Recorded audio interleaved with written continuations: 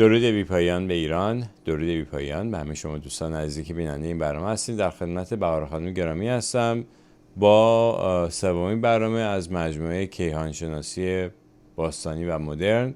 ما تو دوتا برنامه اول یه مقدمه داشتیم، برنامه نخستم، برنامه دوم تاریخچه بود که تموم نشده هنوز و من از بهار خانم خواهش کردم که تاریخچه رو فعلا همینجا پاس کنیم و بریم روی خود سیاره ها و خود منظومه شمسی یا این سولار سیستممون اول توضیح بدن که بگن که این معنی اینا چی بوده در گذشته و چقدر ربط داره به علم مدرن امروز این شکل سیارات و اینکه چه معنی تو استرولوژی داشتن و بعد هم تاریخچه هم تا اونجا که ممکنه این وسط میذاریم. در ضمن هم بگم که ما یه مقدار مشکلات تکنیکی داشتیم برای نشون دادن اسلایدها، با زوم نشد. خلاصه یه خورده دست بال من بسته است برای اینکه بتونیم اونجوری که باید و شاید این تصاویر خدمتتون ارائه کنیم.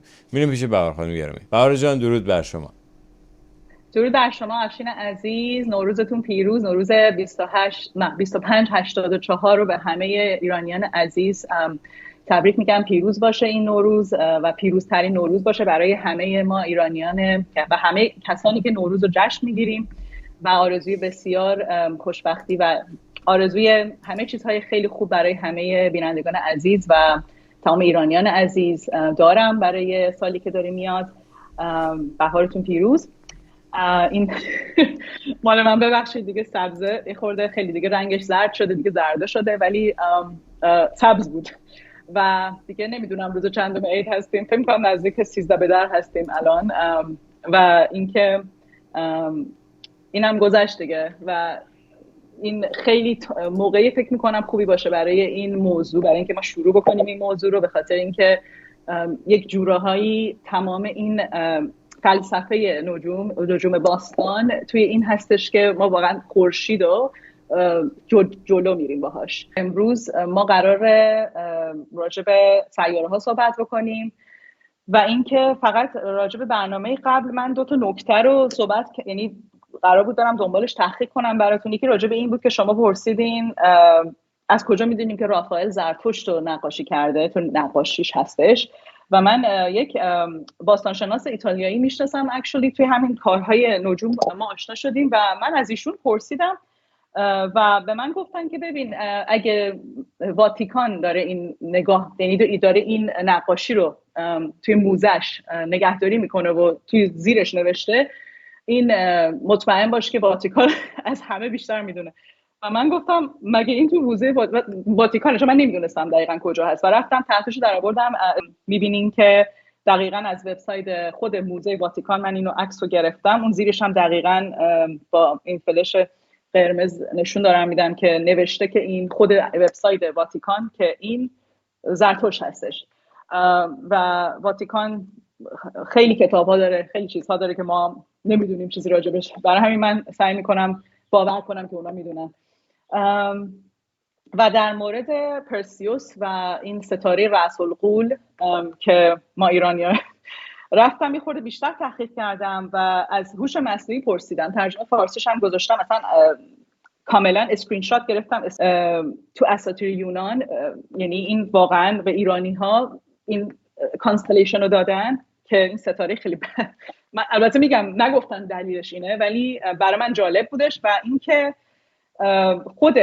خود هوش مصنوعی من ازش پرسیدم چند دفعه، گفتن که اصلا آدمایی هستن تو دنیا هیچ نوع فرهنگی که همچین اصلا اسم هیچ کانستلیشنی داشته باشن و هوش مصنوعی میگه نه. هوش مصنوعی میگه ایرانی‌ها تنها آدمایی هستن که بهشون یه کانستلیشن داده شده، یعنی آدمایی هستن که قدیم بودن الان هم هستن.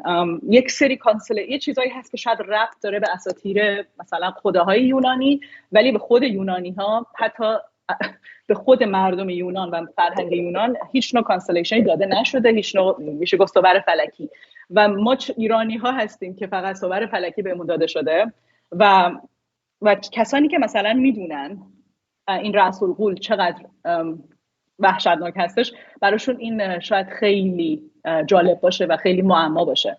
برای من که خیلی هست.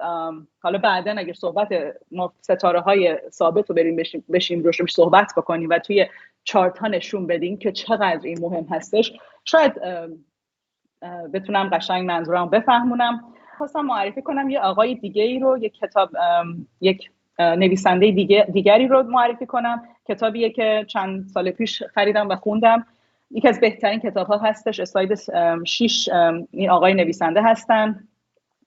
ایشون الکساندر باکسر هستن، پی اچ دی دارن از MIT، بچلرز و مسترز دارن از یل و آکسفورد یونیورسیتی، هم توی فیزیکس. ایشون توی فیزیک MIT MIT فیزیک پی اچ دی دارن، دکترای فیزیک دارن از MIT، و اینکه توی آکسفورد و یل درس های تاریخ و اینها رو مدرک دارن. و کسانی که میدونن، احتمال زیاد میدونین که یل و آکسفورد برای تاریخ، مثلا چیزهای باستانی و تاریخ، دانشگاه های که صدر اول جهان هستن. و ایشون میاد تحقیق میکنه. من باهاشون چت کردم و براش جالب میشه، چون که براش خیلی معما بوده که چرا این چیزها رو اصلا توی فیزیک درس نمیدن، حتی تاریخ اینجور چیزها رو. و چون خودش تاریخ رو با میشه گفت شانسی داشته درسش رو میخونده، میره و میبینه که تمام کتاب‌های مثلا ابو مشهر، مثل کتاب ابو مشهر خود ایرانی، کتاب مال 1000 سال پیش، ترجمه انگلیسیشه، اسمش هم هست ابو مشهر on the revolutions of the years of nativities. این کتاب حتما، این کتاب ترجمه شده است با آقای دکتر بنجامین دایکس. ایشون فکر میکنم از آکسفورد هستن، با ایشون هم من حتی تماس داشتم. ایشون تمام کتاب‌های ابو مشهر، کتاب‌های ایرانی و عربی رو ترجمه میکنه. خیلی آدم اکچولی ببخشید ایشون عربی بلدن، این کتاب از عربی ترجمه کردن، ولی خیلی فارسی رو فکر میکنم داشت یاد میگرفت. من نمیتونم حالا 100% نمیخوام بگم چیزی که نمیدونم، ولی فکر می‌کنم داشت فارسی رو یاد میگرفت. و احتمال زیاد کسایی مثل آقای خازنی حتما ایشونو میشناسن، شاید از نزدیک بشناسن، من حدس میزنم. و اینکه این کتاب وقتی آدم میره توش، چون تمام این عکس‌ها، تمام دانش این کتاب از ابو مشهر میاد. ابو مشهر روی شانه جاینت های قبل از خودش نشسته، خیلیشون ایرانی، خیلیشون یونانی و آدم‌های دیگر. واقعا دو سه تا دکترا میخواد تو این خط بره آدم، چون این کتاب محشره. و این آقای الکساندر باکسر وبسایتش هم حتما برین روش اگه دوست دارین. اولین کسی هستش که استرولابو اومده وبسایتش رو، یه وبسایت درست کرده، استرولابو دیجیتال کرده و خیلی جالبه. حتما برین و تولدتون بزنین توی وبسایت، اسمش از alexboxer.com فکر می‌کنم وبسایتشه. اگه آره alexboxer.com اسم وبسایتشه، دقیقاً هستش توی این اسلاید. و اون میبینین عکس این دیجیتال استرولاب هم میبینین که ایشون خودش پروگرام کرده. یکی از کارهای پروگرامینگش هم کارهای دیگه هستش، روی گویشا داره ریسرچ میکنه، چیزهای اون 72 تا نمیدونم کلید سلیمان، خیلی چیزای جالبی هستش که حالا بحث اینجا نیستش. اونا بحث‌های آکالت هستش که ایشون داره اکچولی ساینتیفیک ریسرچ میکنه روشون. و حتما آرتیکلاش هم مجانی هستش آنلاین. حتما من واقعا پیشنهاد میکنم که کسانی که اهل دانش هستن و دوست دارن بدونن که چه چیزهایی نمیدونن و اهل این هستن که یاد بگیرن، حتما برن مقاله ایشون رو بخونن. برای اینکه ایشون قشنگ، اگه میریم رو اسلاید 7 این کتابشون هستش، من کتابشو دارم، هم من دیجیتالش هم دارم. این آقا قشنگ توضیح میده، میگه که مثلا بیشتر چیزهای، میشه گفت چیزهایی رو که این ستون دانش‌های ریاضیات و دانش‌های فیزیک و دانش استرونومی جدید، یعنی فیزیک میشه گفت سیارات و اینجور چیزها رو واقعا ما به دست آوردیم، از دلیلش تمام این فکر کردن و فلسفه استرولوژی و نجوم قدیم بوده. یعنی به خاطر نجوم قدیم بودش که مثلا رفتن تمام این محاسبات انجام دادن و دلیلش هم دقیقاً استرولوژی بوده، نه اینکه چیز دیگه. یعنی دقیقاً از استرولوژی ما رسیدیم به استرونومی، چون اینا یکی بودن کاملا. و ایشون خیلی خیلی قمرن با تماما با مثال توضیح میده و میره روی تمام چیزهای خیلی جالب، از خیلی حالا خیلی جالبه. بعد ولی امروز ما میخوایم راجع به این صحبت کنیم که اصلا این سیارات چی هستن. یه عکس خیلی جالب من پیدا کردم، شماره 9 اسلاید 9، و این عکس برای من خیلی جالب بود. این عکس رو سال 2010 توی اندونزی گرفتن، یا یه نفر گرفته و شما نگاه کنین این اکلیپتیک هستش، اون دقیقا میشه گفت اون محوری که زمین دور، یعنی هر پلنتی، زمین خودش انگار، یعنی زمین پلنت، همه پلنت هم ما توی استرولوژی به ما هم میگیم پلنت و همه چی میگیم پلنت. و وقتی میرین اینا محور دارن، محور هستش دور خورشید میگردن و خورشید خیلی چیز مهمیه و الان فهمیدیم که 99% بالای 99% جرم یعنی این منظومه شمسی خورشید هستش. یعنی یکی از دلایلی که خیلی ها میگن، حتی خیلی از نجوم میشه گفت دانشمندهایی که اصلا میخندن به استرولوژی میگن که استرولوژی چرت و پرته، ولی من آذر ماهیم، ولی من مثلا مهر ماهیم. اینو خیلی‌ها میگن. خیلی از آدم‌های دانشمند، من باشون حتی بحثم کردم، کسایی که قانع نشدن ولی قبول داشتن که یه جورایی این سانساینشون، یعنی خورشیدشون، اون میشه گفت تولدشون، اون زودیاک تولدشون میک سنس میکنه براشون، یه جورایی انگار اون آدم هستن. آره براشون جالبه و قبول دارن که فکر میکنن که این تلقینه، اینه اونه، حالا بگذاریم، ولی قبول دارن که خیلی بهشون نزدیکه این پرسونالیتی، این چیزهایی که میگن راجع به شخصیت این زودیاک. و اینکه جالبیش اینجاست که اینا همش مثل حالت تقارن، سینکرونیسیتی، تشبیه، هرچی هست. ما هر وقت میایم کشف میکنیم یک سیاره ای رو، میفهمیم که قدیمی ها انگار دقیقاً میدونستن، انگار مثلا 2000 سال پیش جلو بودن و دقیقاً محاسبات و استرونومی، یعنی اون فیزیک الان مدرن این سیاره رو اینا مثلا میدونستن. انگار خیلی جالبه این بحث، خیلی برای منم واقعا شوکینگ بوده. و الان این عکس رو شما نگاه بکنید، شما فقط نگاه کنید ساترن رو تو این عکس میبینید، یعنی زحل، مریخ رو میبینیم پایینش، بعد ونوس رو میبینیم که زهره است. زهره خب از همه سیاره ها همیشه درخشانتر و خوشگلتر بوده، برای همین هم هستش که میشه گفت سیاره خانوم ها هستش و زیبایی. و میریم روی مرکوری که میشه عطارد هم هستش دقیقاً پایینی. یعنی شما 4 از اینها رو میتونید روی این محور زمین اکلیپتیک ببینین، محور زمین بدون خورشید. شما فقط فکر اینو بکنین که چطور 2-3 هزار سال یعنی چطوری این چیزها رو میدیدن. من برام خیلی سخته این چیزها الان خودم دارم میگم. نمیدونم آقای افشین شما میتونین این چیزها رو الان بریم بیرون مثلا تشخیص بدین؟ بعضیا میتونن، خیلی کم هستن اون آدم‌ها. خیلی سخت است. البته بهتون بگم که یه اپی هستش که میتونین، من خودم با اون اپ نگاه میکنم میبینم که سیارات کجا هستن. ولی یه چیزی یادتون باشه که بهتون میگم یه چیزی یادتون باشه که مثلا 200 سال پیش که الکتریسیته نبوده و دقیقاً. شب، یعنی از ساعت مثلا 6 و 7 شب هوا وقتی تاریک میشده آسمون غرق ستاره بوده. یعنی تمام ستاره رو مردم میدیدن. الان نمیشه. ما میرفتیم تفرش، دور و بر تفرش، تمام اون دهاتای دور و بر تفرش، اون باغ‌ها و اونا. من قشنگ بچگی یادمه، چون یه مدت رفتیم برای دوران جنگ مدرسه ما اونجا و من یادمه قشنگ اصلا یه شکل دیگه بود، اصلا هوا، اصلا هر چی خیلی عجیب غریب بود. و برای همینه که گذشتگان، یعنی مثلا چند هزار سال پیش، این آسمون و این سیاراتونه براشون جالب بوده و شروع کردن این محاسبات انجام دادن، اسم دادن به اون صور فلکی و اینا. یعنی میخوام بگم که مطالعه شده، چون همیشه نصف روز با اینا بودن. به هر حال حالا بریم روی پلنت ها، روی این سیارات. قرار شد خورشید و شما از خورشید شروع کنیم بریم ببینیم حالا پلوتو میرسیم یا نه، ببینیم چی میشه. گوش میکنیم. این صحبت بکنم اسلاید 10. بله اکلیپس. اوکی. تو میشه گفتش که نجومی که ما 2 مدل نجوم داریم، البته بیشتر میشه گفت دو مدل نجوم میشه گفت که همه قبول دارن که این 2 مدل هستش. مدل هندی میشه گفت ودیک و البته یه مقدار کشورهای مثلا خیلی قدیمی ترم توی مثلا میشه گفت نجوم های هلنیستیک و قدیمی تر که مثلا خیلی قدیم هستن، اونها هم حتی شبیه میشه گفت نجوم ودیک هستن یا هندی. و از میشه گفت سیستم ستاره ثابت اینا میرن جلو، بهش میگن سایدریال.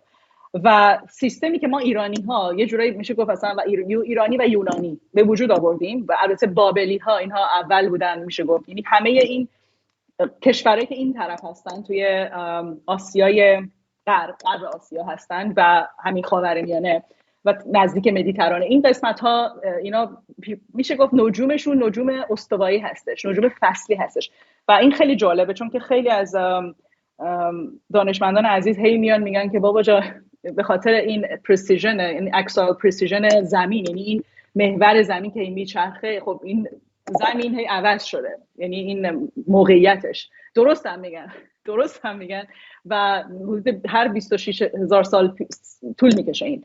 و اینکه آره ما الان بخوایم با ستاره‌ای ثابت بریم جلو، بعد اینو عوض بکنیم، یعنی این یک جورهایی این محور هی عوض میشه. ولی این میشه گفت نجوم یا استرولوژی که خیلی خیلی توی غرب و توی حتی ایران، یعنی ماها داریم راجعش صحبت میکنیم، چیزایی که من خودم دارم مثلا روش تست میکنم، تمام تحقیقات من روی اون هستش، از روی ما، یعنی از روی فصل میریم جلو. برای همین هست تغییری نمیکنه. خب هی میایم مثلا مقاله می‌نویسیم، دانشمندان عزیز نمیدونیم، برای اینکه نمیدونیم که این فرق‌ها وجود داره و نمیدونیم، همون که گفتم نمیدونیم چی نمیدونیم، بعد هی میایم میگیم اینا مثلا حالیشون نیست، اینا نمیفهمن. یعنی به نظر من یک جورایی مثلا من اینجور که فهمیدم اینه که تمام این مقاله‌ای که نوشته شده راجع به این سوء تفاهم‌ها یک جورایی واقعا باورشون اینه که نجوم شناسای الان درک و شعور و فهمشون از این که این عوض شده نیستش، نمیدونن که مثلا این اکسایل پرسیژن اتفاق میفته. تمام نجوم شناسایی که من باشون صحبت کردم همشون از روز اول اینو میگم بهتون،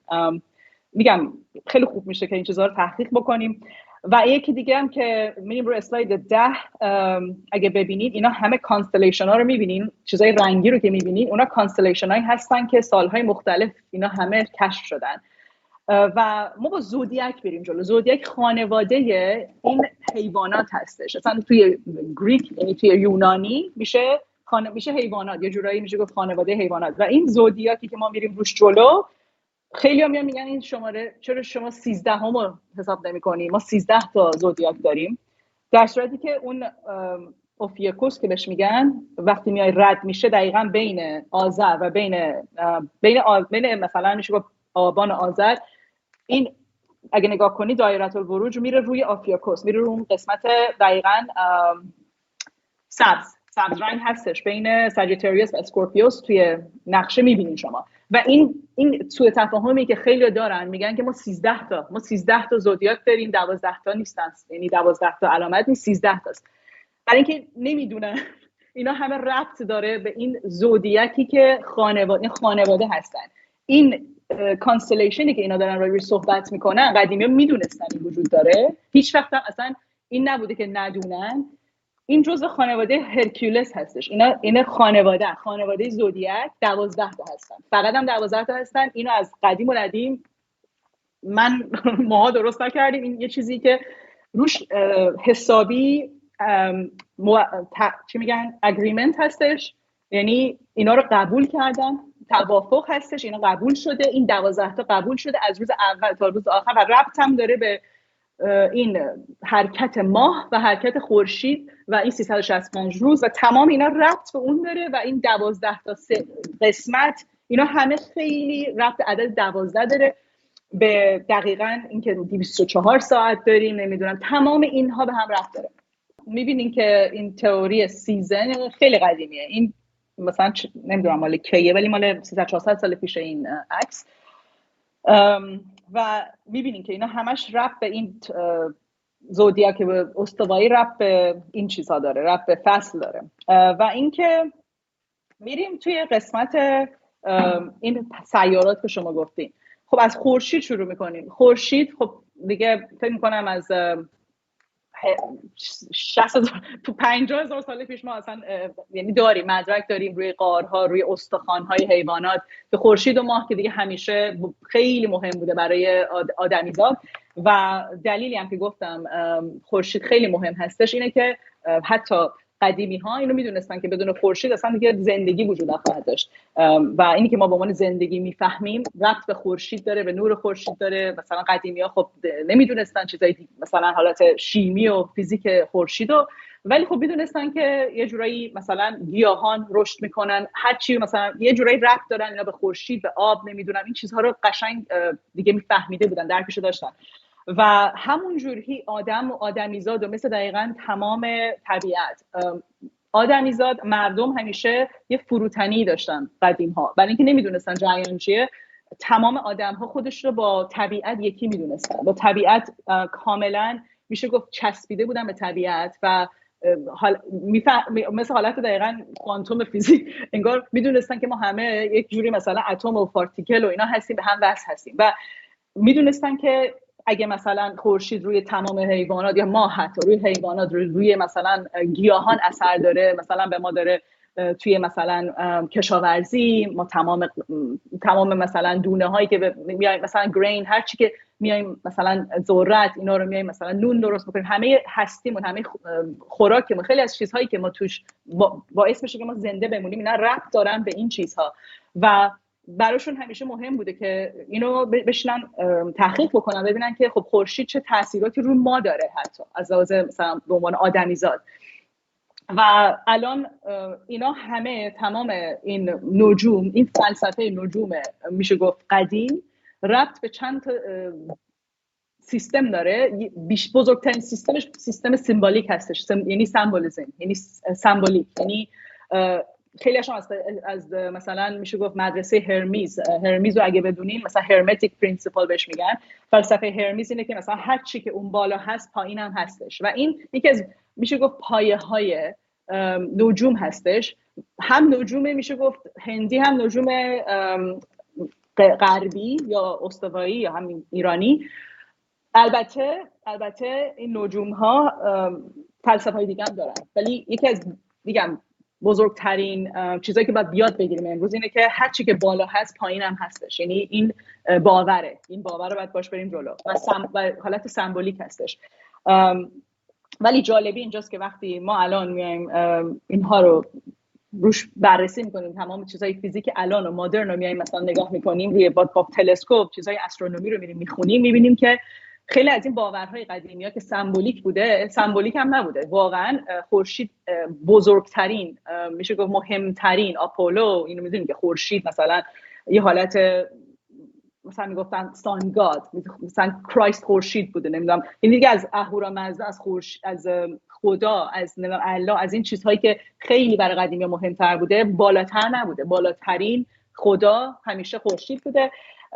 البته میشه گفت خورشید گفتن مثلا میشه گفت آواتار اون سورس هستش، یه سورسی هم بوده تو بعضی از حداقل تو بعضی از این فلسفه ها، که مخصوصا تو بودیسم، تو بودیستا مثلا اون سورس یا مثلا بهش میگن پرایم موور، نمیدونم دقیقاً به فارسی چی میشه این چیزها، ولی انگار مثلا یه چیزی بوده بهش میگفتن پرایم موور که همه اینها رو، تمام چیزهای هستی رو یک جورهایی روش اثر داشته.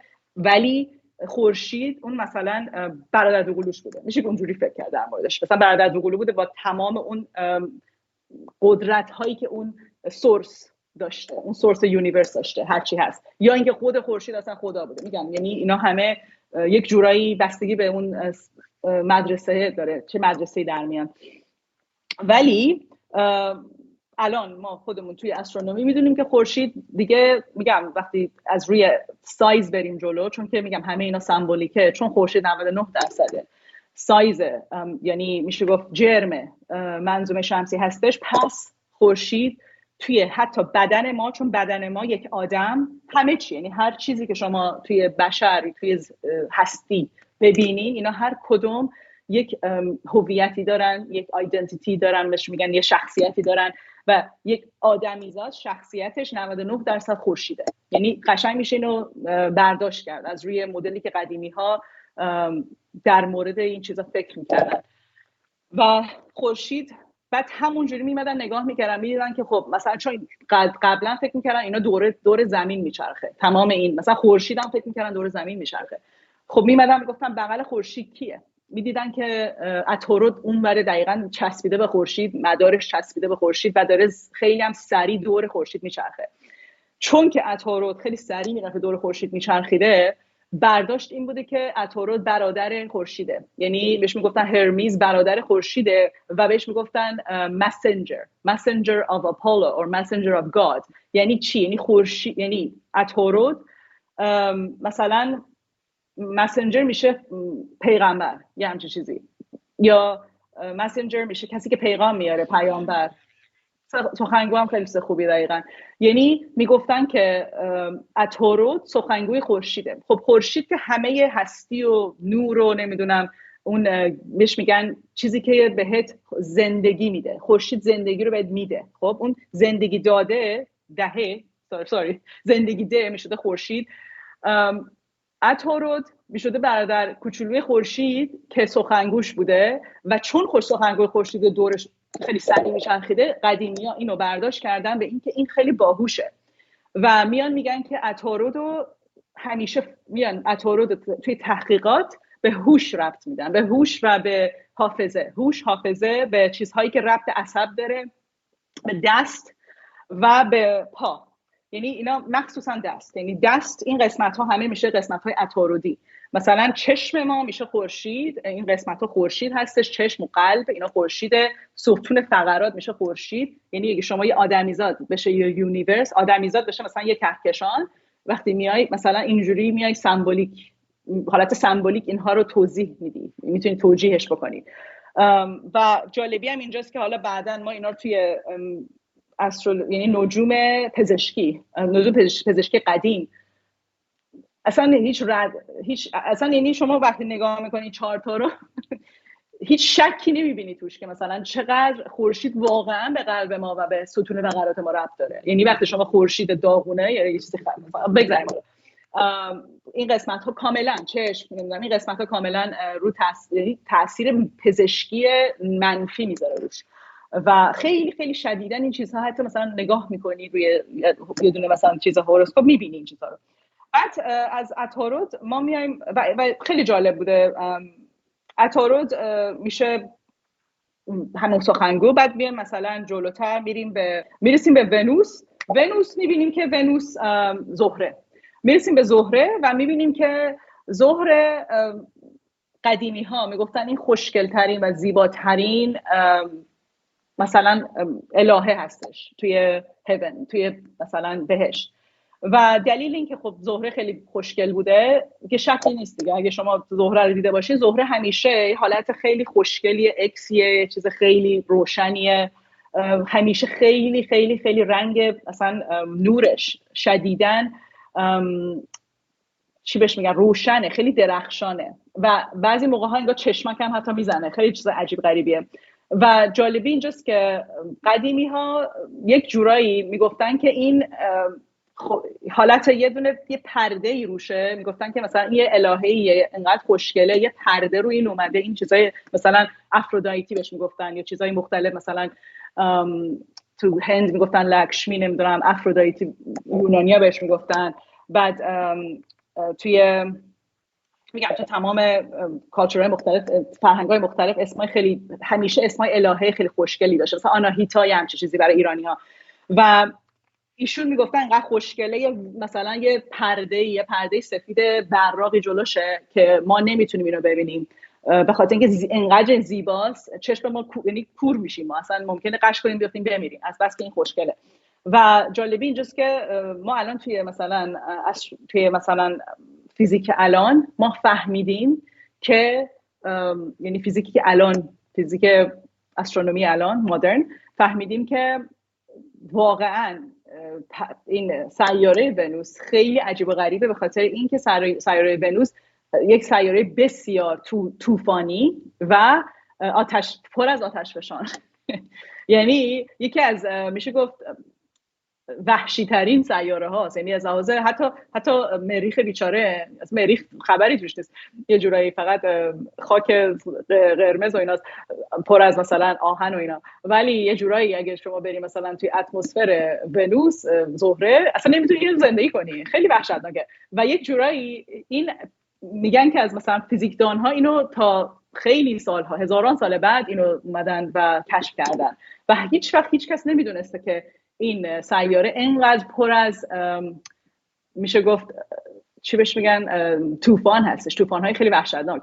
و یک جورایی قدیمی‌ها همیشه میگفتن که خصلت زنانگی خصلت کسی که بسیار زیبا هستش اینه که درونش پر از طوفانه و خیلی این عجیب غریبه. برای اینکه قدیمی‌ها همیشه میگفتن که مثلا وقتی که کسی خیلی زیبا هستش درونش ممکنه پر از طوفان باشه، درونش رو داره یک جورایی انگار پنهان میکنه. ولی یک جورایی هم میگفتن که همیشه، یعنی چون همه آدم‌ها خب زهره دارن توشون، یعنی میگفتن همه آدم‌ها اون فمینینیتی و بیوتی رو دارن و میمدن میگفتن که زیبایی اون چیزی هستش که تو اون پرده رو بکشی جلوش و اون زشتی ها رو بپوشونی. یعنی قدیمی همیشه میگفتن که ونوس یا زهره میشده سیاره عشق. چرا سیاره عشقه؟ سیاره عشق مجنونیه، یعنی عشق رومئو و جولیت، عشق این چیزی که ما بهش میگیم عشق نه. و یکی چیز خیلی جالب این که قدیمی میگفتن که زهره کاملا عشقی هستش که یعنی اون عشقیه که ما به اون خدا، اون خورشید داریم و عشقی هم هستش که بهش میگن عشق از خود گذشته. نمیدونم selfless love میشه چی به فارسی، چون عشقی که مثلا یه عشقایی هست بهش میگن آگاپه توی لاتین. آگاپه یه عشقیه که تو به خدا داری، عشق بهش میگن عشق عرفانی، عشقیه که مثلا انقدر عاشقی مستی به خاطر اون عشق. من نمیدونم این اسمها مکسنس میکنه یا نه. و ونوس یعنی زهره از ارتعاش خیلی بالا اون عشق هستش، اون عشقیه که تو انقدر عاشق هستی حاضری از خودت بگذری برای عشقت. و دقیقاً اون میگن یعنی انقدر عاشق هستی که اون پرده رو بکشی رو تمام اون چیزهایی که وجودت خروشان کرده وجودت رو. یعنی وجودت خروشانه، وجودت درونت یک عالمه چیزهای خیلی خیلی مثلا ممکنه عصبانی باشه، ممکنه خیلی مثلا ممکنه حالت خوب نباشه، ممکنه مثلا اون روز سر درد بکنه، ولی چون تو عاشق هستی اون خوشگلی، اون مثلا اون ظاهرتو خوشگل میکنی، ظاهرتو بیای قشنگ اون پرده رو میکشی جلوی ظاهرت و با لبخند میری جلو و لبخند میزنی. و معمولا کسایی که زهرهشون خیلی قویه کسایی هستن که شما هیچ وقت نمیدونی اینا مریضن، شما نمیدونی اینا ناراحتن، روزای بد انگار ندارن. و اونها آدمایی هستن که عاشق هستن، عاشق زندگی هستن، عاشق آدما هستن، عاشق این هستن که همیشه عاشق باشن و براشون عشق فلسفه زندگیه. و معمولا ما اینو تو کسایی که ونوسشون یعنی زهرهشون خیلی قویه اینو میبینیم و خیلی چیز مهمیه، برای اینکه مردم قدر به نظر من زهره قوی رو نمیدونن و خیلی افراد تو زندگی بهش میگن take it for granted. ما خیلی چی بهش میگن وقتی که اون طرف تو زندگیمون نیست، اون آدم‌ها تو زندگیمون نیستن، میفهمیم که چی از دست دادیم، چه آدم عاشقی بوده این آدم و چقدر مثلا از خود گذشته بوده. و ارتعاش بالای زهره همیشه این هستش و جالبی اینجاست که یک جورایی هم کاملا این حالت میشه گفت مچ میکنه و یعنی تقارن داره با استرونومیه، یعنی نجوم مدرن ونوس، یعنی بعد از اینکه ما تلسکوپ ها رو داشتیم. و یکی دیگه هم که خیلی جالبه اینه که تو قدیمی ها میگفتن که ونوس همیشه بر علیه خودش میره، یعنی اینکه زهره بر علیه خودش میره، بر علیه چیزهایی که به نفعشه. یعنی شما به نفعت اینه که مثلا امروز بشینی خونه بخوابی، با دوستت بیرون نری، دوستت مثلا یه ذره حالش بده ولی شما حتی حالت بدتره، ولی از خودت میگذری به خاطر اینکه دوستت رو دوست داری، به خاطر عشق به دوستت میای میگی به جهنم سرم درد میکنه، حالم بده، مثلا فاین میرم با دوستم بیرون که دوستم خوشحال بشه.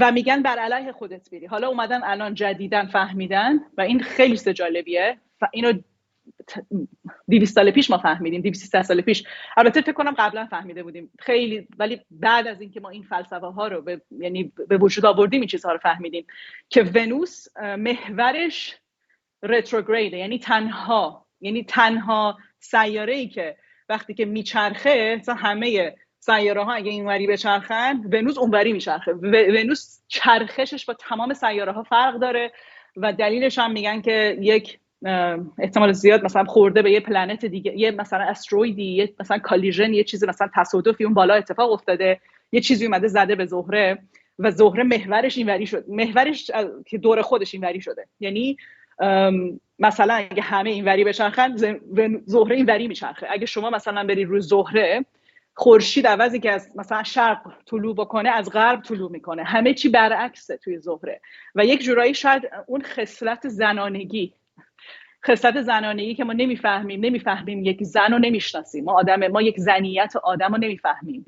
خیلی از مردها همیشه شکایت میکنن که ما زنها رو نمیفهمیم، ما مثلا نمیدونیم زنیت چجوری کار میکنه، از لحاظ جندر هم نمیگم، حتی از لحاظ فمینینیتی، مثلا اون خصلت زن بودن که همه مردها هم دارن، اون خصلت زنانگی که بیشتر هم هست توی زنها و خیلی اکتیو هست توی زنها، اونو خیلی موقع ها خود خانومام نمیفهمن. میگن که ما مثلا خصلت زنانگی رو به خاطر که اگه بخوایم به خاطر سمبولیک بریم جلو، حتی توی استرونومی محور زهره اینوریه و این یک چیز بهش میگن جزو چیزهای چی بهش میگن چیزهای عجیب و غریبه مثلا سولار منظومه شمسی هستش. این چون حتی برای استرونومرهای مثلا مدرن، برای فیزیکدانهای استروفیزیسیستا براشون خیلی جالبه این.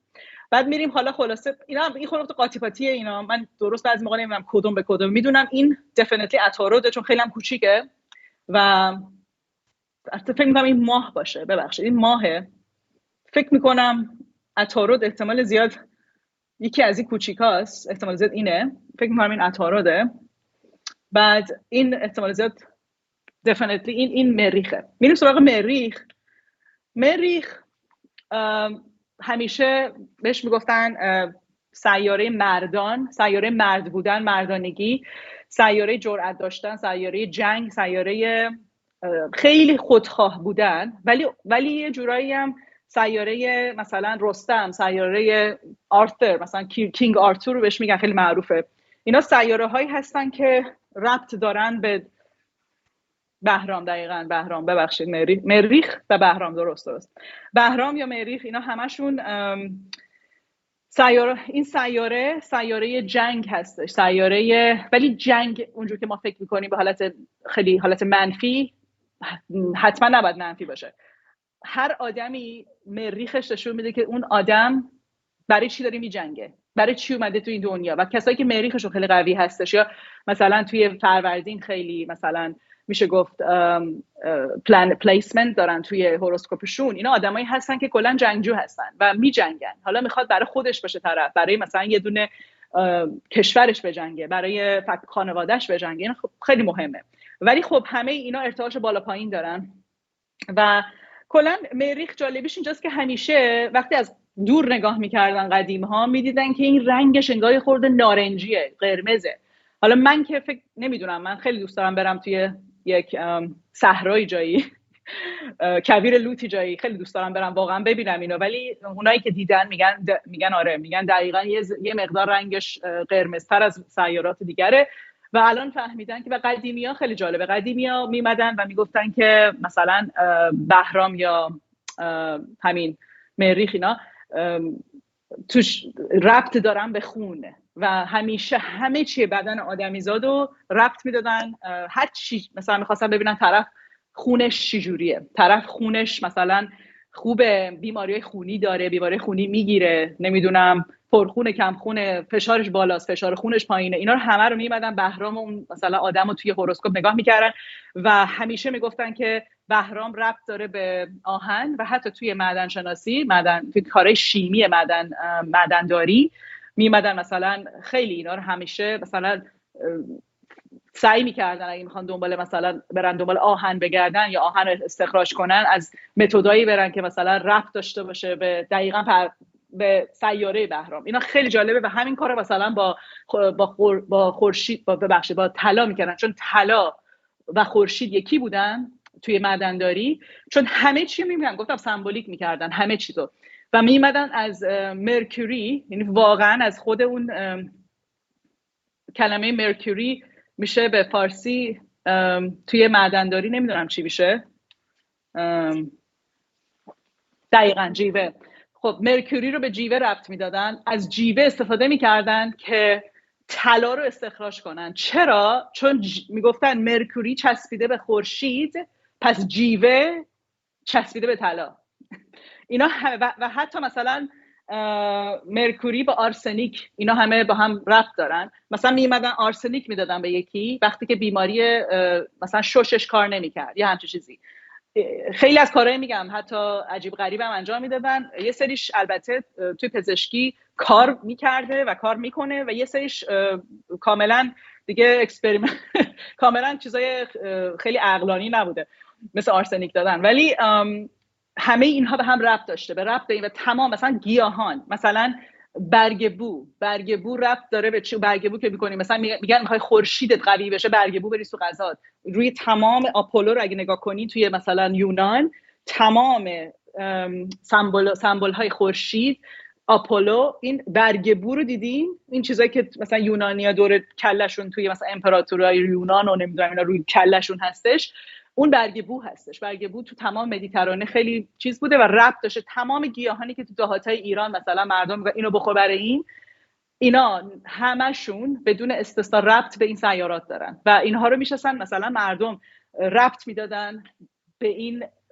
پوزیشن، به این مثلا موقعیت سیارات و بعد میشناسن اینها رو تحقیق میکردن مثلا هزاران سال. بعد مثلا میشستن همه رو همینجور میگم کانستانتلی یک دونه. مثلا تو کتاب الکساندر باکسر هم بریم بخونیم میبینین همیشه این علم نجوم قدیم در حال تحقیق بوده و میگم ما هزار کتاب فکر کنم داریم که از دست دادیم و خیلی هاشم هنوز داریم که اصلا الان 400 سال کسی نگاهشون هم نمیکنه و مثلا توی فیلد ساینس وجود ندارن. بعد میریم سراغ همین بهرام. گفتم مثلا بهرام همیشه به آهن ربط داشته و الان هم میدونیم که یک جورایی خود سیاره مریخ یا بهرام برین روش، میدونیم که این سیاره دلیل اینکه قرمزه به خاطر آهنه توی خاکش. و خب خیلی چیز جالبیه که انگار قدیمی ها مثلا میگم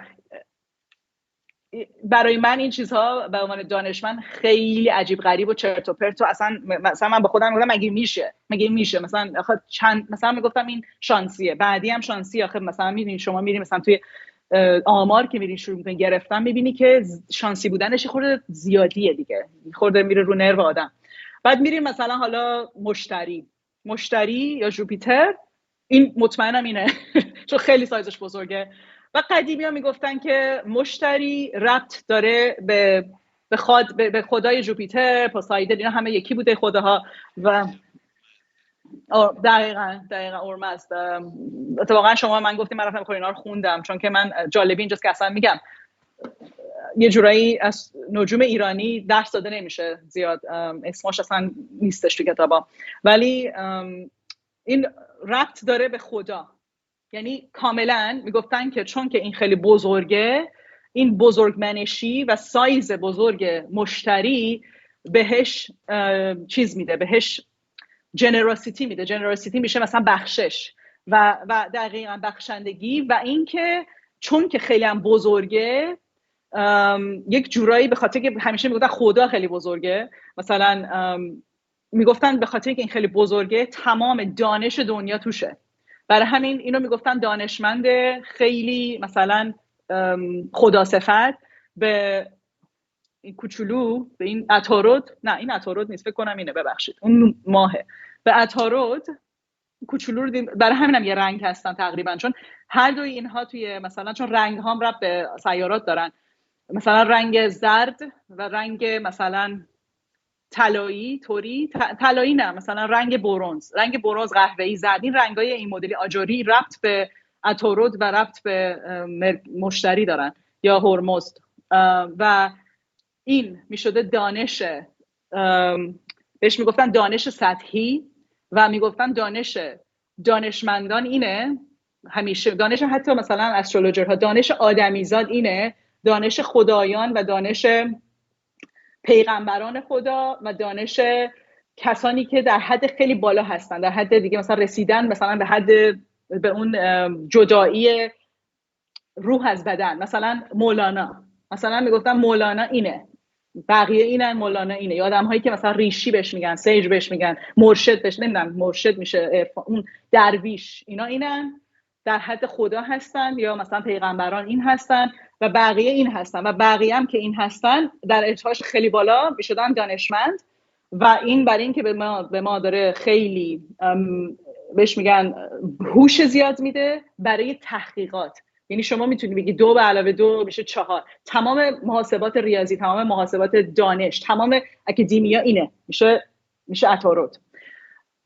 چرا این سطحیه؟ چون که بهش میگفتن که عطارد توی فلسفه نمیره، چون عطارد عجوله، عطارد دور خورشید میچرخه، فقط فضولی میکنه. عطارد برای همین هم هستش که میگن آدمای خرداد ماهی بخشید خیلی دوستان غیبت بکنن و فضولی بکنن، همش دوستان راجع همه چی بدونن، اخبار هی گوش میدن اینا. عطارد یه ژورنالیست بوده، یه اخبارگو بوده، یه آدمی بوده که از این خبر میبرده به اون، از این میفروخته به اون، مثلا یه سیلز پرسن بوده، بیزینسمن بوده، یه آدمی بوده که همش تو خط تو مثلا میگن کاروانسراها، این آدمی بودی که از اینجا میرفته به اونجا و مثلا زعفرون میفروخته و همه هم میشناخته، با همه حرف میزده، از همه چی میدونسته و حتی مثلا دانش هم بلد بوده، چون که خیلی خیلی باهوش بوده. یعنی دارم میگم عطارد خیلی باهوش بوده، همه چی در حد سطحی میدونسته. ولی اگه به عطارد میگفتی خدا چیه، نمیتونسته جوابتو بده. اگه به عطارد بگی مثلا این هستی از کجا اومده، عطارد اونجا همونجا نگات میکنه، میگه چی میگی، چرت و پرت نگو بابا، بیا مثلا فلانی زنش با اون رفته فلان. مثلا عطارد اینه، دقیقاً این مدل قدیمی‌ها اینجوری برداشت میکردن. ولی میگفتن مشتری اون کسیه که اون در حد خدا، در حد مثلا پیغمبر، در حد آدمیه که خیلی خیلی بهش میگن فیلسوف. این به خاطر چی؟ به خاطر که خیلی سایزش بزرگه و تمام هستی رو میبینه، از بس که بزرگه همه هستی رو داره نگاه میکنه و دورم هسته، چون خیلی دوره داره هستی رو نگاه میکنه. ولی چون که خیلی این سایزش بزرگه و نزدیکه، مثلا یه جورایی نزدیکتر به زمین هستش با آدم، این دلیل این بوده، حالا من نمیدونم چرا، دلیل این بوده که چون نزدیکتر به زمین هستش با آدم ها دوسته و همیشه صفات خیلی خیلی مثبت و مثلا چیزایی که ربط داره به اینکه مثلا خدا بیاد مثلا یه معجزه‌ای برات بکنه. مثلا ربط میدادن به این، میگفتن مثلا این هر جای هوروسکوپت بیفته، اون تو اون قسمت شما معجزه ممکنه ببینید، تو اون قسمت شما خیلی خوشبخت هستی، نیک بخت هستی. ولی میمدم مثلا فکر میکنم این ساترن باشه، نه آره نمیدونم کدوم اینا، یکی از اینا ساترنه. حالا بگیم این ساترن رو میگو، یعنی زحل میگفتن زحل دورترین، چون فقط زحل رو میتونستم ببینم من به سختی، خیلی به سختی. ولی از خیلی کیوان و زحل رو میدیدن از خیلی خیلی قدیم ها، ولی خیلی با سختی دیدن و همیشه میدیدن که هر جای هوروسکوپ این بیفته بدبختی و سردی و مشکلات میاره، مشکلات. و همیشه هم بهش میگفتن چون این خیلی دور هستش، یعنی دورترین، برای اینکه قدیمی‌ها فقط اینو میدیدن، میگفتن چون این از همه سیارات دور هستش، از تمام این خدایان، نیمچه خدایانی که دور و بر مثلا زمین هستن، چون زمین محور بود، زمین همه چی بوده، همه اینا دورش بودن دیگه مثلا. و میگفتن که این زحل میشده خدای کارما، اونم کارمای خوب نه کارمای بد. به کیوان میگفتن خدای کارما، خدای زمان بهش میگفتن، یعنی امام زمان. یعنی واقعا دارم بهتون میگم امام زمان یکی از اسمهای I'm not kidding، امام زمانی که از اسمهای زحل بوده. یعنی ترجمه حتی فکر میکنم دقیقاً حتی از عربیش هم بخوایم بیایم، از حتی فارسیش از خیلی قبلتر از شیعه به این میگفتن، به زحل میگفتن امام زمان. و تمام چیزهایی که ربط داره به کارما، به کارهایی که و کارمام که از چیزهای هندی ما میگیریم، مثلا 3 مدل کارما داریم، حالا بعداً باهاش صحبت میکنم راجبش، خیلی چیز داره و همه اعضای بدن ما، اجزای بدن، عضوهای بدن ما که ربط به اینها دارن، همشون نشون داده میشن که بر اساس چه کارماهایی ما چه چیزهایی، چه مشکلاتی، چه چیزهای خیلی مثبتی و چه چیزهای منفی داریم تو بدنمون، به تمام زندگیمون، حتی پدری که داریم، مادری که داریم، جایی که به دنیا آمدیم، چرا مثلا ما تو ایران به دنیا آمدیم، چرا تو نروژ به دنیا نیومدیم، اینا همه ربط داره به این امام به زحل یا کیوان.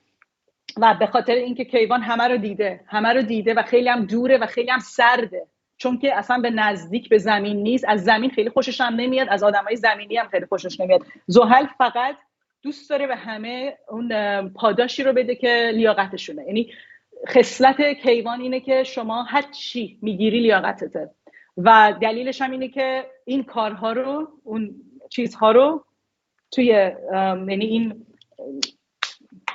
دونه ها رو تو زندگی قبلیت پاشیدی، این دونه ها رو چال کردی، این دونه ها در اومدن، یه درختی یه چیزی از توش در اومده، هر چی اون درخت هستش، هر چی اون گیاه هستش، اونو تو لیاقتته. و این قدیمی ها میگفتن این کاریه که کیوان میکنه، کاریه که زحل میکنه.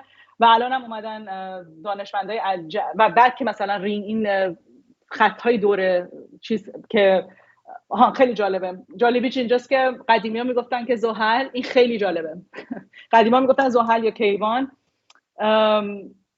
میچرخه تمام کارماهاتو مثلا مثل یه دونه حالت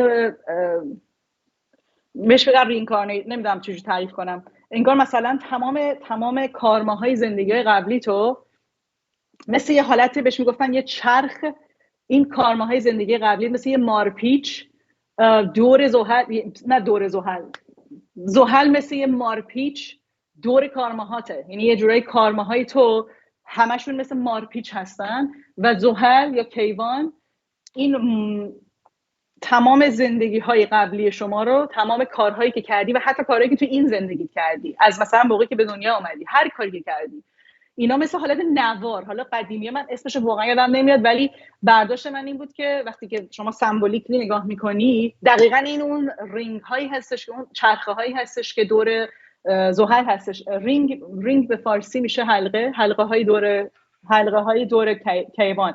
و من وقتی اینو خوندم من یه خورده شوک شدم، گفتم چقدر عجیب و غریب که کیوان ما میایم با این یعنی این حلقه ها، ما میایم اینو توی مثلا الان مشاهده میکنیم توی تلسکوپ ها، و قدیمی ها میگفتن که کیوان یا زحل تمام کارماهای زندگیت مثل یه مارپیچ، یعنی چیزشو حسابشو داره، حالت مارپیچ.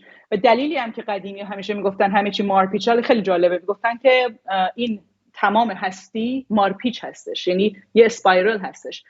و قدیمی ها همیشه میگفتن که شما مثلا از کارماهای قبل، یعنی شما مثلا از پایین شروع میکنی، حالت مارپیچ زندگی میاد بالا، و برای همین مثلا توی ریگرشن، تو پست لایف ریگرشن، تو هیپنوتیزم و اینا همیشه میگن که چشاتو ببند و برو توی مارپیچ که بخوای زندگی قبلی تو ببینی. خیلی چیزای عجیب و غریبیه توی هیپنوتیزم، کارای فکر کنم از یونگ و اینا میاد، نمیدونم I don't know، مطمئن نیستم اونو، ولی میدونم که این چیز مارپیچ خیلی جالبه. و الانم تازگی‌ها کی فهمیدن، چند سال پیش فکر میکنم جدیده اکچولی، فهمیدن که تمام این مثلا پث، یعنی این جاده‌ای که خورشید توی میلکی وی حرکت میکنه یه مارپیچه.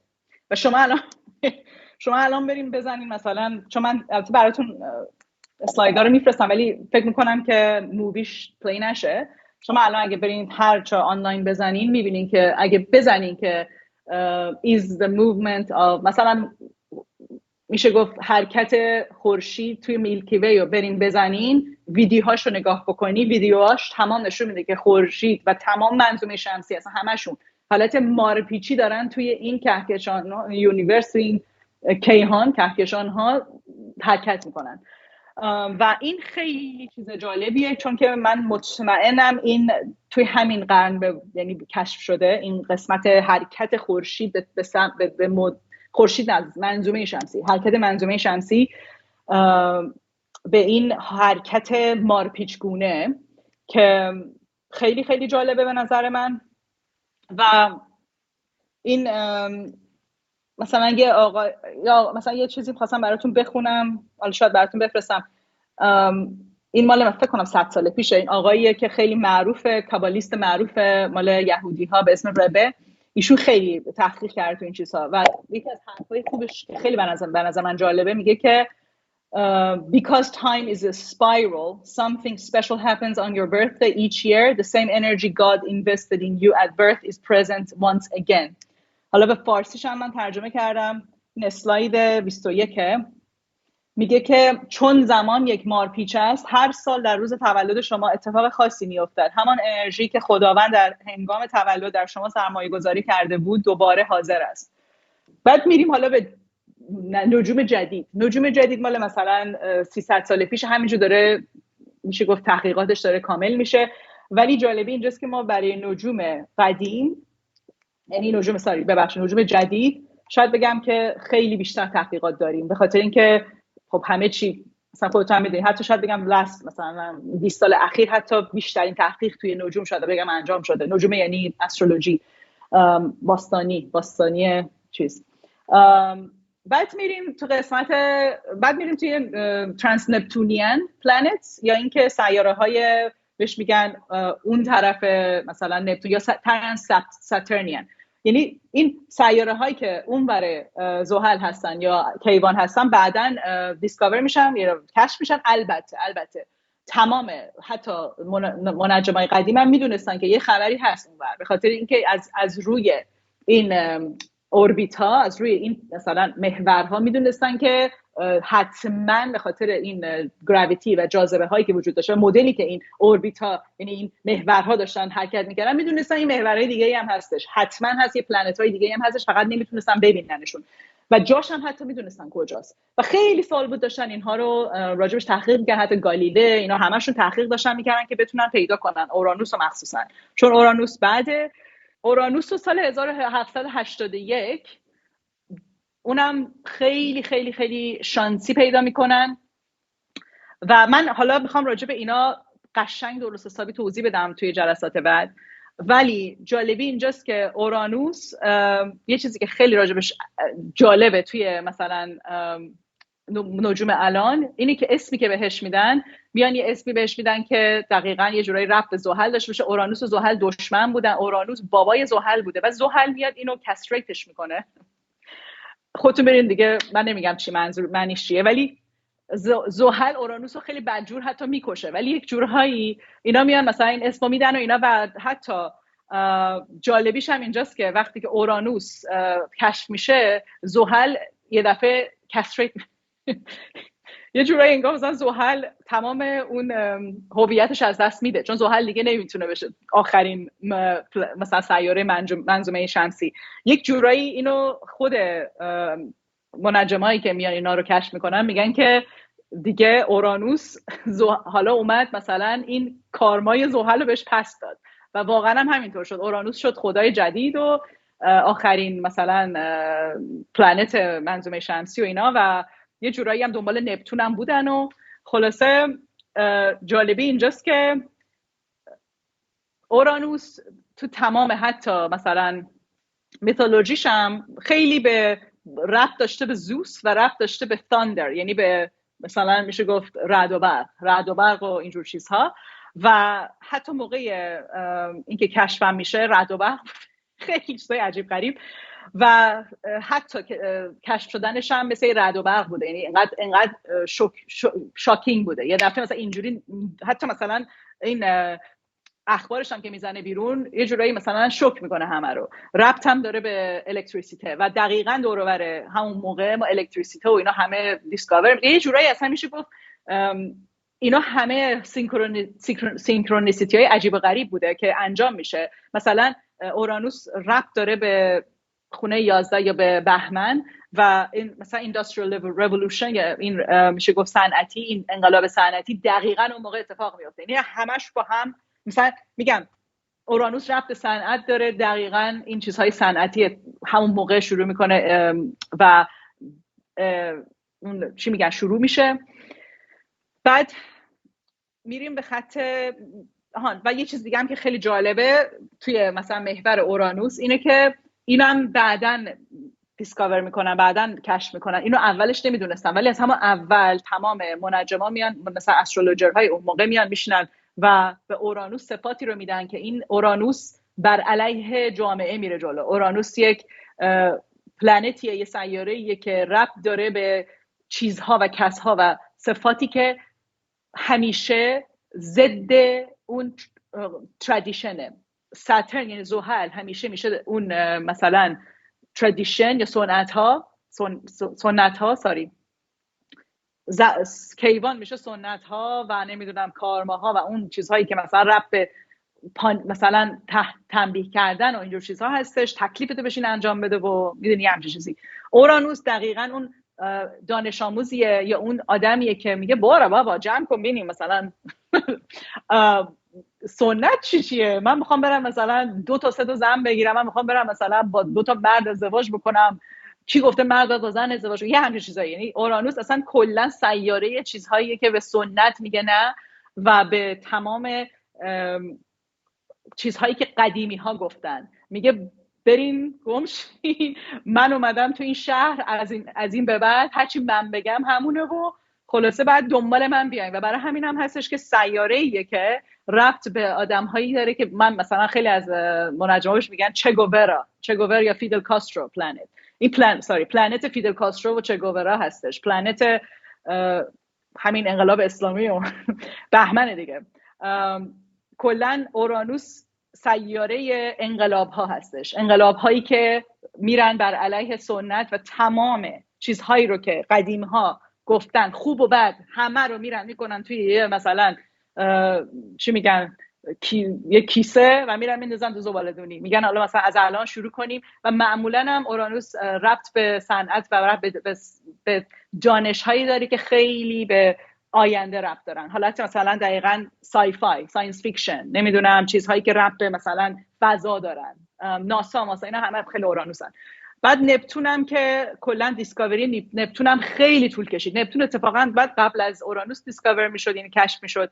نپتون وقتی که یعنی 4-5 دفعه فکر میکنم اینو کشفش کردن ولی هی فکر کردن اشتباه میبینن و همش اینا مثلا کانفیوژن شدید، گیج شده بودن کاملا سر نپتون و با همه گیجی بالاخره 1846 یعنی فکر میکنم 300-400 سال من باید همه اینا رو نوتامو باید بیارم بعدم چون ندارم الان جلوم، یه چند سنچوری طول میکشه که نپتون رو بتونن پیداش بکنن.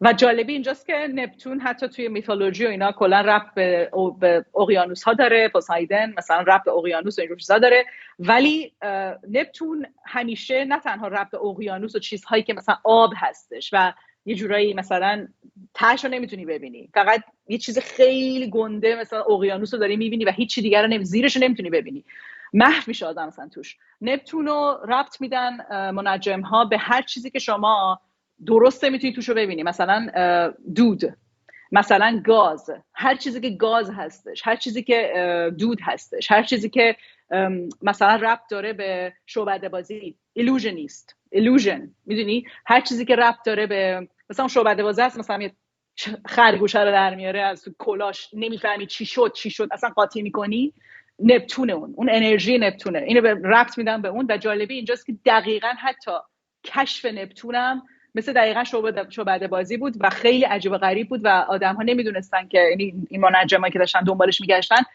چند دفعه اشتباه کردن. و معمولا نپتون وقتی که ما تو چارت نگاه میکنیم توی هوروسکوپ، هر جایی که شما نپتونت باشه شما تو اون قسمت حتما بدون استثنا 1-2 بار سر کلا میره، تمام زندگی یه مقدار همیشه گیجی راجع به اون قسمت‌های زندگی، هیچ وقت هم تا آخر عمر اون قسمت‌ها رو درست نمیگیری و نمیفهمی. و متاسفانه کسایی که خیلی نپتونشون قویه یا کلاهبردار میشن یا متاسفانه میشن قربانی کلاهبردارا. مثلا برنی مداف، اون آدمی که رفت مثلا کلاه خیلی رو برداشت، خیلی نپتونش قویه.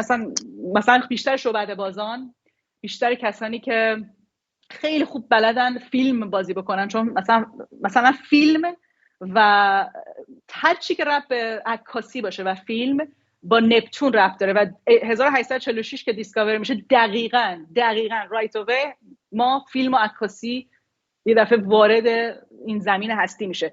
فیلم، عکاسی، چیزای ناصرالدین شاه، نه چیزایی که یادتون میاد توی مثلا اولین بار اروپا فلان بیسار، تمام اینها ربط به نپتون داره. و هر چیزی که گاز باشه ربط به نپتون داره، فاسیل فیولز، اویل اند گاز، اینا همه ربط به نپتون داره. مثلا توی چارت، توی هوروسکوپ های مثلا میخوایم نگاه کنیم ببینیم که وضعیت نفت و گاز چی داره میشه، ردخور نداره، این it works. خیلی عجیب غریبه. خیلی چیزای دیگه هم هست، خواب مثلا، معجزه، اینجور چیزا همه ربط به نپتون داره. به میگم خیلی چیز جالبیه. و حتی دیسکاوریشو، یعنی کشف نپتون هم کاملا گیجی آورد برای همه، گیجی آورد برای منجم ها و یه جورایی کاملا تقارن مقارن نه یعنی شبیه هستش به اون صفاتش. اینا خیلی عجیب غریبن و میرسیم به پلوتو. پلوتو هم خیلی عجیب غریبه. 1931 اینا رو دیسکاورش میکنن. تمام دیسکاوری پلوتو، تمام هر چی که شما فکر کنید راجع به پلوتو، دقیقاً مثل اورانوس و مثل نپتون، تمام چیزایی که اتفاق افتاد که اینا رو بیان کشفش بکنن ربط به صفاتی داره که اون اسمو بهش دادن. یعنی دقیقاً حرفی که من زدم قبلا، گفتم من و همکارم الان ایشون کوانتوم فیزیسیست هستن، حالا یه بارم شاید بگم بیان شما حتما اینترویوش کنین به انگلیسی البته. ما برامون خیلی جالبه چون تمام این صفات ها انگار، و فقط هم اینا نیستن، استرویدا وقتی اسم شما میدی به یه چیزی، به این سلستیال بادی هایی که اون مثلا این پلنت ها، همه استروید ها، این چیزایی که ما داریم اون بالا، سیارک، بله، تمام این اسم هایی که ما میدیم، اون اسم هر چی توش هست it becomes active. واقعا میگم اون داستان اکتیو میشه و واقعا عجیب و غریب هستش. یعنی انقدر عجیب و غریب هست، من انقدر میگم over thousands of data points دارم برای این، خیلی عجیب غریبه. و میرسیم به پلوتو. پلوتو هم فکر میکنم این باشه. و پلوتو سیاره‌ایه که اسمش، بگذاریم که موقعی که پلوتو رو دیسکاور میکنن، وقتی کشفش میکنن، اولا کسی که تمام پولشو، خیلی از وقتشو، زندگیشو میذاره برای اینکه این سیاره رو کشف بکنه، اسمش بوده پرسی لوول. پرسی لوول بیچاره، این بنده خدا میمیره. یعنی اینقدر این دنبال پلوتو میره، بعد نمیتونه پلوتو رو پیدا کنه، بعد شانسی میاره و فوت میکنه. بعد خانومش میاد لوور ابزرواتوری رو سو میکنه به خاطر خیلی چیزایی مختلف. این ابزرواتوری لوول جاییه که پلوتو رو میان و کشفش میکنن و خلاصه کلی چیزهای عجیب و غریب که ربط به مرگ و لاسوت داره اتفاق میفته توی همین کشف پلوتو. و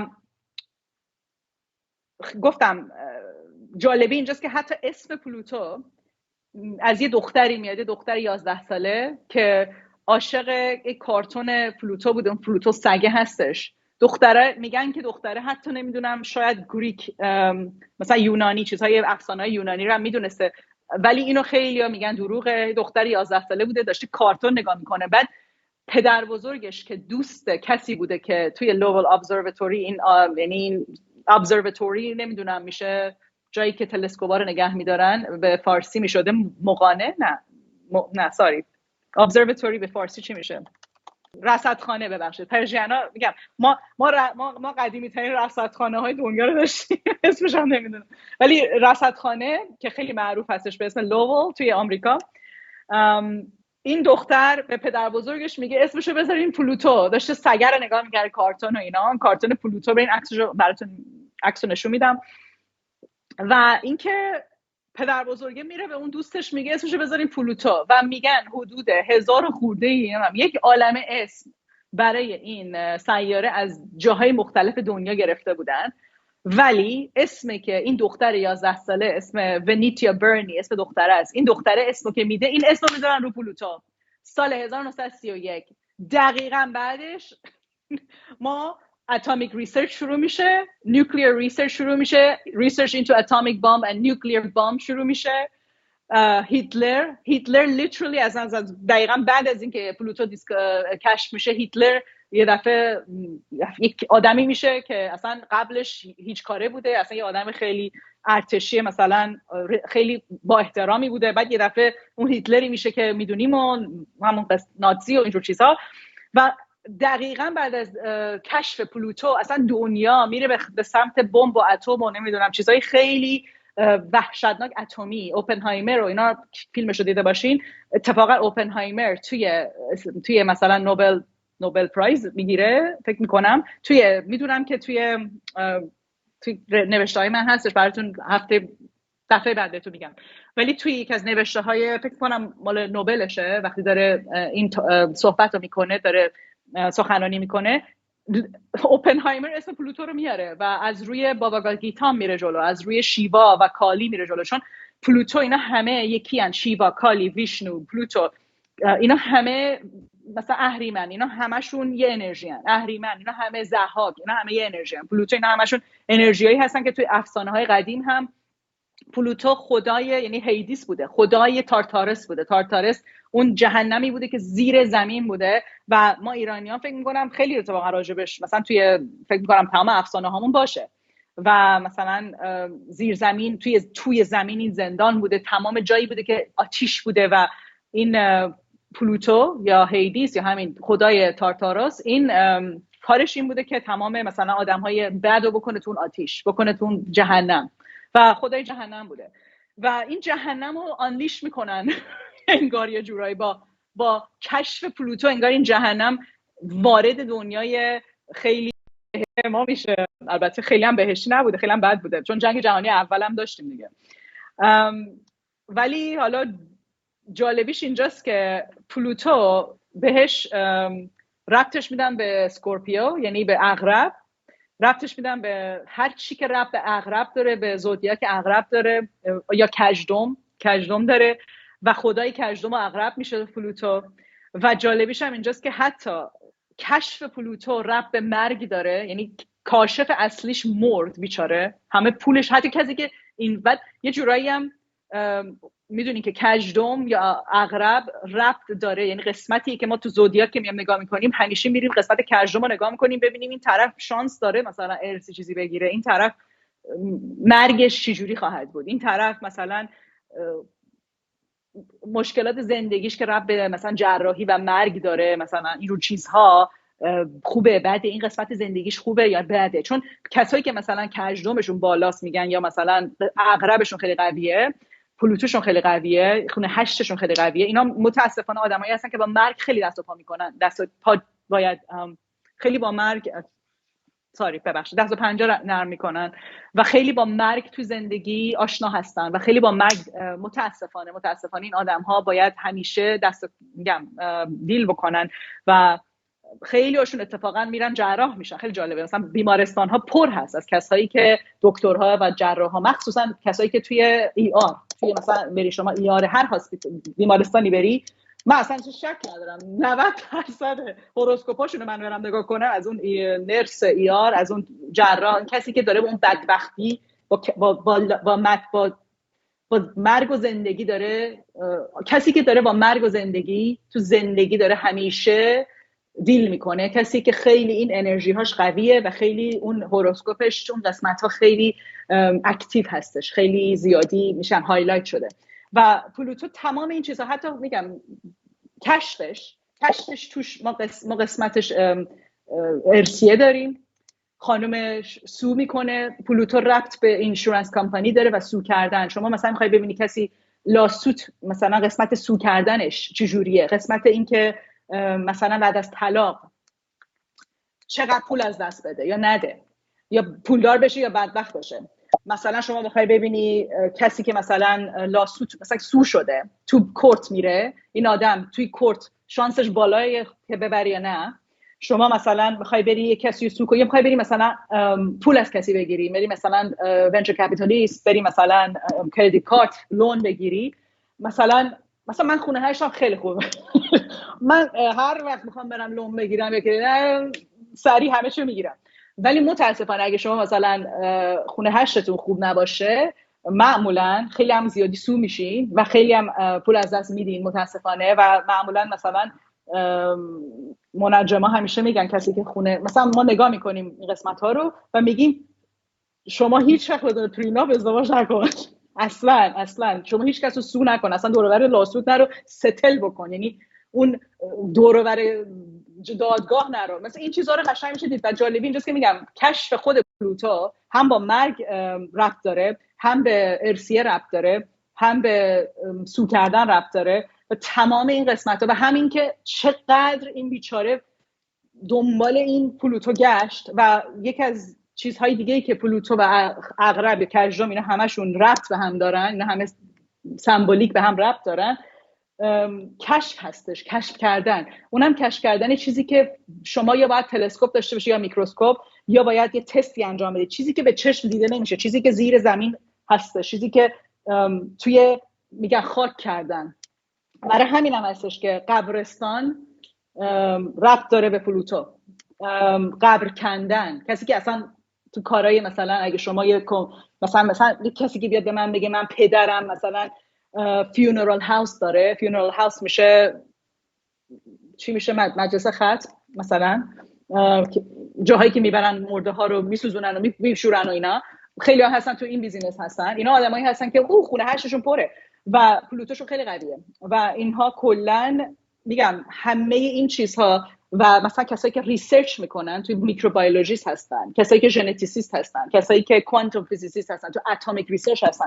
چرا پلوتو ربط به این چیزا داره؟ چون دیده نمیشه. هر چیزی که تو جهنمه، هر چیزی که اون زیره شما باید بکنی، مثلا گنج، مثلا معدنداری ربط به این داره، شما باید بکنی. برای همین مثلا من تو کارهای معدنداری هستم، به خاطر اینکه اگه خونه هشتت خوب باشه بری تو کارهای معدنداری کارت میگیره، ولی اگه خونه هشتت بد باشه شما تو کار مثلا من الان برم فیونرال هاوس هم بگیرم بزنم خیلی کارم میگیره.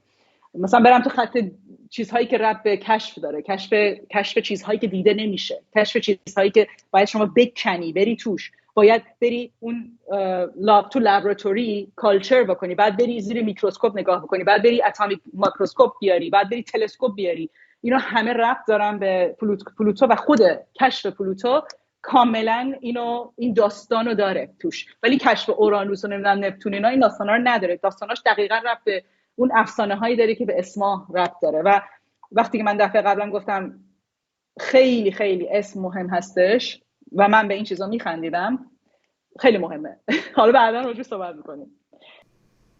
دلیل این که میگن پندار نیک، گفتار نیک، کردار نیک و اینا به خاطر اینه که ما هر چی حتی فکر که میکنیم تمام این، حالا من وقتی وارد خانه ها بشم تمام توضیح میدم، ولی ما هر کاری که میکنیم اینا انرژی، اینا تمام این اگه یک کامپیوتری باشه، یک کوانتوم کامپیوتر، یه چیزی که اصلا من نمیتونم حتی بگم کوانتوم، یه چیزی که ما اصلا نمیتونیم درکش بکنیم، مال هزاران سال دیگه شاید ما بتونیم به اون درکیت برسیم. سال 3000 ما شاید بتونیم بفهمیم این چیزا رو.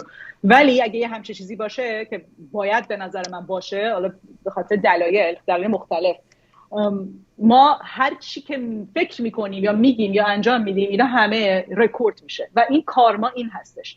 و یک حالت مثلا دقیقاً حالت ویدیو گیم هی میره و میاد. همینجور ما داریم توی یه دونه مدرسه‌ای که هی با این انگار مثلا سینکرونایز شده و اینتنگل شده به این سیارات، حالت کوانتومی یا هر چی، ما انگار مثلا داریم درس یاد میگیریم، ما داریم میریم مثلا دقیقاً توی یه مدرسه هستیم. از سال مثلا کیندرگاردن بگیر، از مثلا مهد کودک بگیر تا سال 12، دقیقاً انگار یه همچین چیزیه. انگار هستی این هستش. و مثلا هر زندگی شما، هر زندگی که ما داریم 1 سال هستش. انگار مثلا ممکنه بعضیمون سال 12 باشیم، 12 دبیرستان باشیم، داریم مثلا دیگه تموم میکنیم، بعضیمون شاید تو مهد کودک باشیم، بعضیمون وسطیم. این به نظر من یه همچین چیزی هستش انگار. و اینکه یک جورایی یه سری چیزها هستش که قدیمی‌ها خیلی بهش توجه داشتن و اینم قسمت هایی هستش که ماه و زمین، چون ماه خیلی چیز عجیب و غریبی هستش خودش برای حتی بله الان تو این تقسیمشون ماه جا انداختی اصلا کلن. اوه حالا هفته بعد ماه دفعه بعد برنامه بعدی بله. چون ماه من باید با نودهای ماه هم صحبت بکنم راجبشون. بعد در ضمن یه چیز دیگه هم حالا نمیدونم اگر میدونی خودت یا اینکه شاید تازه است بسد، خود پلوتو یه ماهی داره، حالا به غیر از اینکه حالا آره میدونم یه ماهی داره که تقریبا اندازه خودشه و میگن اصلا اینا باینری هستن، این دوتایشون دارن دور هم دیگه میچرخن چون اندازش خیلی بزرگه این ماه. میخواستم حالا ببینی آیا اونم تو این استرولوژیه که شما مثلا میشه مثلا نقشی داره، چیزی هست داره. و اینکه خود ماهایی که دور مشتری هستن، دور کیوان یا زحل هستن، چندین ماه دیگه و چندین مون دارن اینا، و آیا اینا هم تو استرولوژی مثلا نقشی دارن، معنی دارن یا نه. اینا رو هم بعدا حالا بعد دارن بگو. حتما مرسی. من میدونم که بعضی دارن اتفاقا رو اسمش چارون هستش، دارن روش فکر میکنم تحقیق میکنن. من فکر میکنم بشه پلاگش کرد و تحقیق کرد روش. بله. یه کارایی میشه کرد. داره. بسیار مرسی. عالی. خیلی ممنون. سپاسگزارم ازت بهار جان. همچنین. برنامه بعدی. مرسی، خیلی ممنون. بدرود قربان. روز خوش. باشه. روز خوش. روز خوش. مرسی. بدرود. خداحافظ.